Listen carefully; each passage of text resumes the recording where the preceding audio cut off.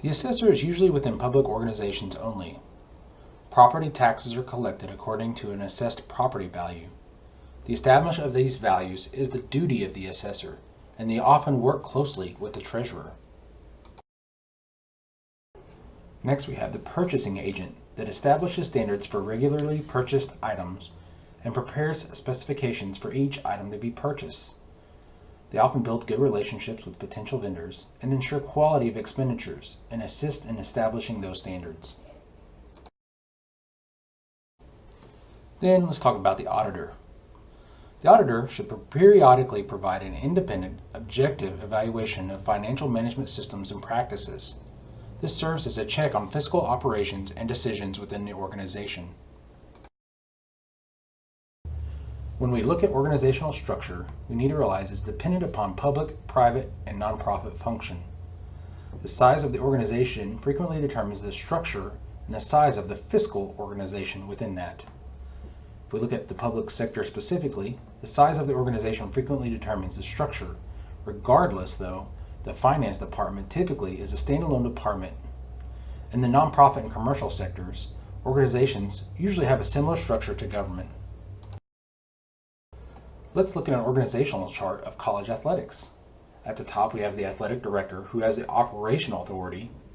Then we'll move down to different people underneath that director. For example, we can look at the associate director of administration and finance, who has financial responsibility as far as financial management, or like the associate athletic director of external affairs, who works with alumni affairs and fundraising. Here we have an organizational chart of a government entity. For example, we have an elected governing body, which could be the city council, a general manager, which could be like a city manager or sorts, and then they have an independent auditor external to both of those. And then the general manager, who has operational authority, controls the departments of finance and other departments. Going back to it, the elected governing body, the city council, has the decision-making authority. Let's look at a nonprofit organizational chart.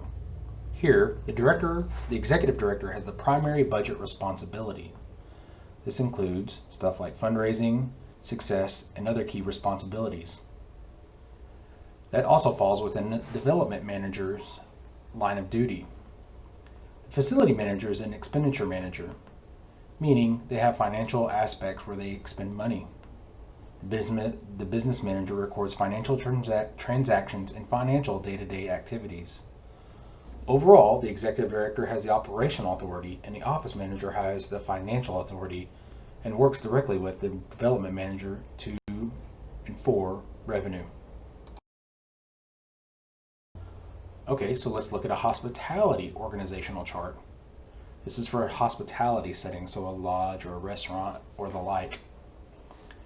The operational authority falls under the general manager. The financial oversight also falls under the general manager. Our different cost centers are going to be room and guest services, food and beverage, and marketing and sales. All subordinate managers share concern related to financial oversight. Profit centers push responsibilities to all levels of the organization, and every level is involved with revenue and expenditures. For our last organizational chart, we're going to look at a parks department. So this is just a typical public parks and recreation department. Some managers have financial management responsibilities, and that's typically people like the administrator or the director. All of them have a hand in implementing pricing strategies, collection of fees, and making expenditure commitments as it's regarding to recreation, parks, and administrative aspects. Overall, the director has the operational authority. However, ultimate decision-making authority would probably come from higher up, like a city council or a city manager.